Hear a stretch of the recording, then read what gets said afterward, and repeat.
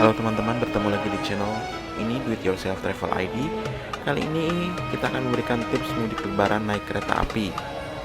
Mudik lebaran sudah makin dekat, biar mudik makin nyaman. Yuk, kita simak beberapa tips mudik dari kami dan pastinya dari PT KAI.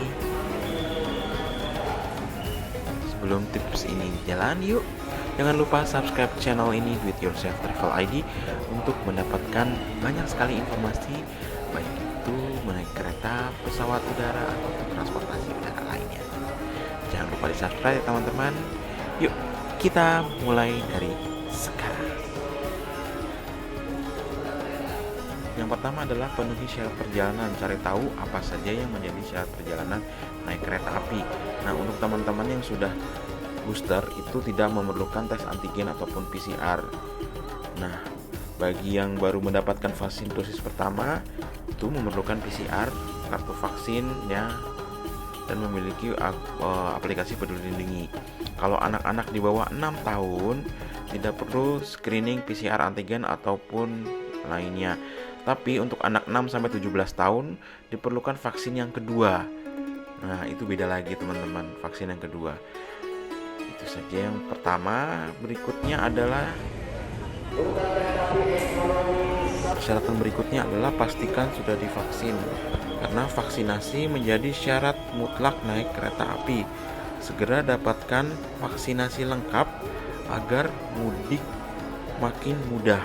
Nah, dengan misalkan sudah vaksin booster, teman-teman tidak perlu lagi PCR ataupun antigen gitu teman-teman. Kalau yang baru 2 kali vaksinnya, teman-teman masih memerlukan antigen bahwa teman-teman bebas COVID-19 gitu teman-teman. Berikutnya, bawa barang bawaan secukupnya.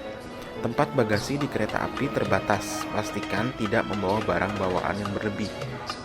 Misalkan bawa koper yang besar, teman-teman itu bisa untuk satu atau lebih dari 2 orang kalau bisa. Ya, bawa barang yang tidak terlalu banyak karena nanti bisa berbagi space dengan penumpang lain. Bagasi kereta api terletak di atas tempat duduk teman-teman semua. Pastinya udah tahu ya. Jadi tolong dipikirkan untuk tidak membawa barang bawaan terlalu banyak. Berikutnya, siapkan starter pack new normal. Itu jadi sediakan tas kecil ya untuk membawa masker cadangan atau hand sanitizer, peralatan makanan teman-teman, dan vitamin agar semakin nyaman di kereta api. Jadi sediain cadangan masker ataupun hand sanitizer biar kalau misalkan maskernya basah ataupun kotor bisa segera diganti. Tapi PT Kereta Api juga menyediakan masker gratis untuk teman-teman dan tisu basah.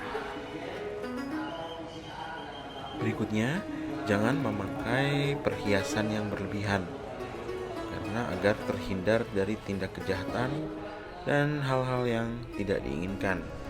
Ini sudah biasa ya, memakai transportasi apapun ya, jangan memakai perhiasan yang berlebihan ya, karena akan memancing tindak kriminal orang-orang yang ya mungkin memiliki tujuan yang tidak baik. Dan yang terakhir adalah patuhi protokol kesehatan. Selalu pakai masker dan patuhi protokol kesehatan yang sudah ditentukan. Dan ikuti instruksi petugas di atas kereta api. Apabila teman-teman misalkan maskernya sedikit melorot, misalkan petugas menginstruksikan untuk merapatkan maskernya kembali, mohon diikuti saran petugas tersebut. Oke teman-teman, itu saja yang bisa saya berikan kepada teman-teman bagaimana menaiki kereta api ya, dengan protokol kesehatan dan persyaratannya. Mohon maaf kalau masih banyak sekali kekurangan di video ini. Sampai jumpa di video berikutnya.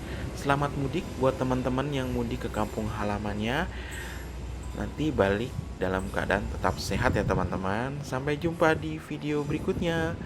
Bye-bye.